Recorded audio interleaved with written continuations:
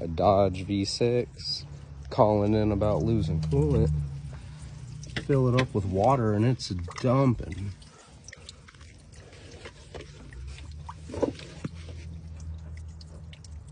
Would somebody forget to put a hose back on? See, at first I started diagnosing this oil filter housing. I can tell this work got done recently. And we're still full of oil in the valley. And then another part of that is, you can see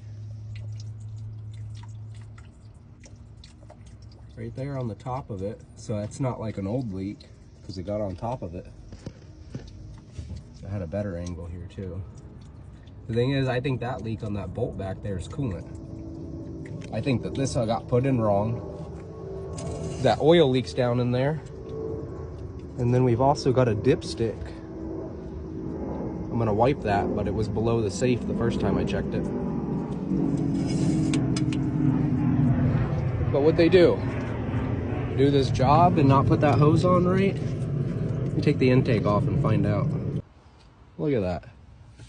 She just bought this car from a used car lot, of course. But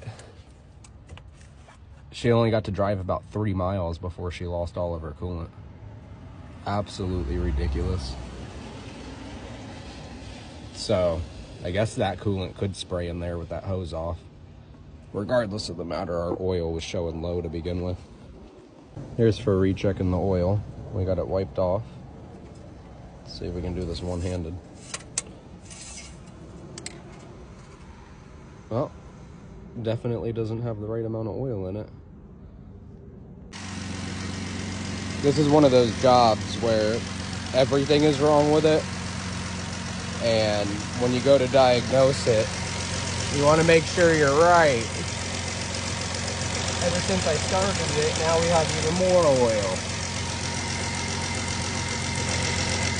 So,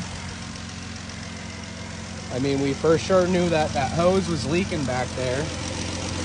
We actually got the hose back onto it. We're still losing oil though. They only called for losing coolant. And I already quoted the new oil housing. So that's already been replaced. Coming from a used car lot, I assume that they did it. I'm assuming that they probably didn't even have E-torques like that bolt. Probably didn't torque it right. Probably used an impact. Probably did everything you can possibly think of. So all went good on the test